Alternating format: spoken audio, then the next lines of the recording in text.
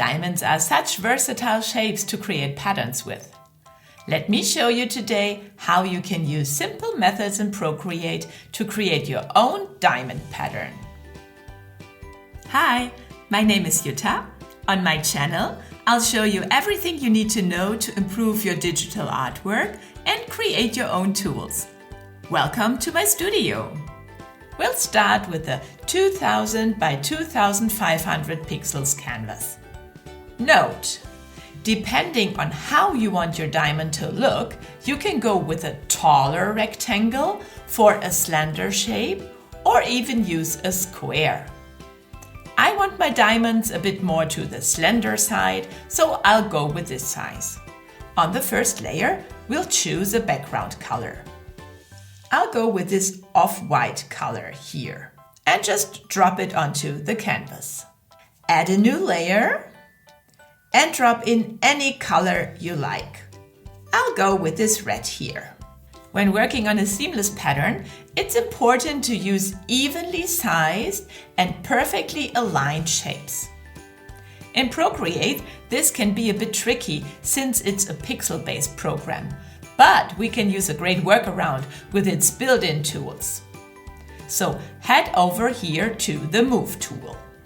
Firstly, we need to make sure that snapping is enabled. It is enabled, so its icon appears blue. Then we switch from Uniform to Distort. Now we drag the corner nodes to the center of each side until the two yellow lines appear.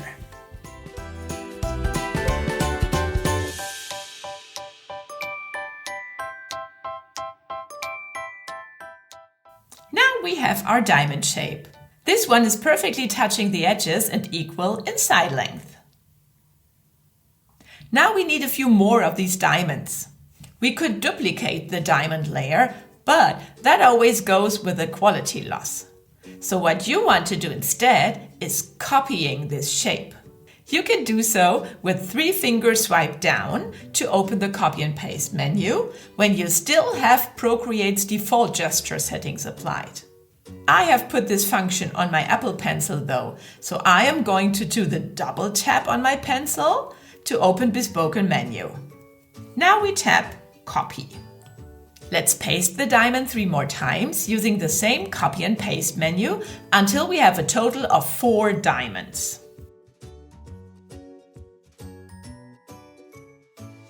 Next step is to decrease the size of each diamond by half and move them into each quadrant of our canvas. We simply drag a corner node towards the center until the 2 yellow lines appear and the shape snapped into place.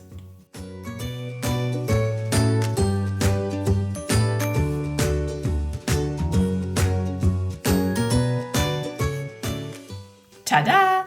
Our first super simple seamless diamond pattern is done. Let's do some housekeeping and put all of these layers into a group and name the group 4 diamonds. It looks great as is, but we can also use this as a base for more elaborate patterns. For example, we could add crossed lines to create this typical argyle pattern. So add a new layer above the diamond group. Pick the monoline brush.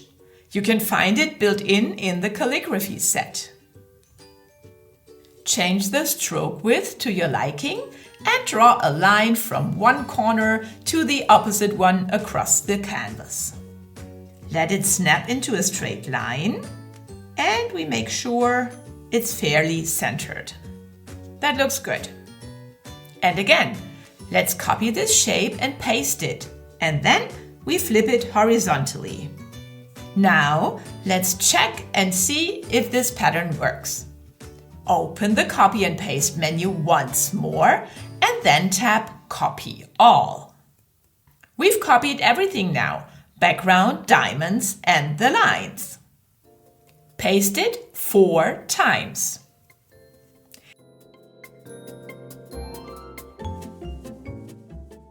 Now we decrease them by half again, and the corners should meet perfectly. And they do.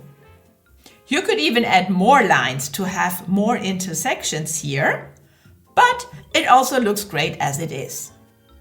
Let's do some housekeeping again and put all the layers into groups.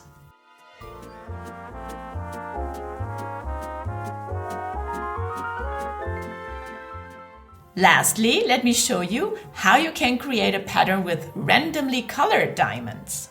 Let's turn off the visibility of our two new groups and duplicate this group 4 diamonds 4 more times. Make sure you always duplicate the one on the bottom, that's the original, to have the least amount of quality loss. Let's turn the visibility of the original group off. And now we'll have to decrease the size by half again. So let's go to the Move tool, grab the corner node and drag it into the center once more. And do that with all 4 remaining groups. Here we go. These are a lot of diamonds.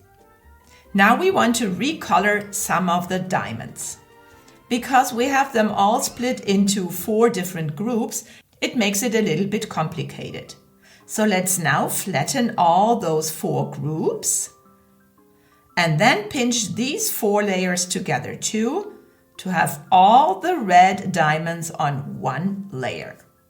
What we want to do now is we want to recolor some of our diamonds, and we don't want to damage our original file, but we want to add a new layer and turn it into a clipping mask.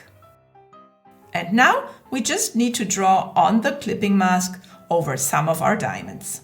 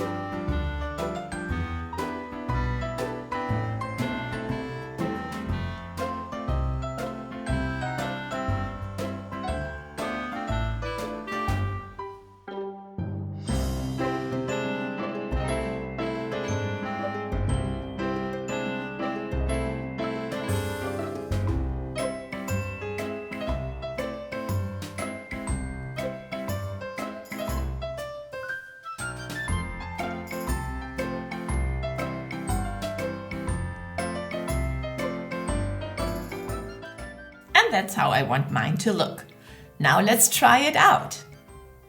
Copy all and paste all of it 4 times. And again, let's decrease the size by half and put the corner nodes to the center until we have the yellow cross appearing.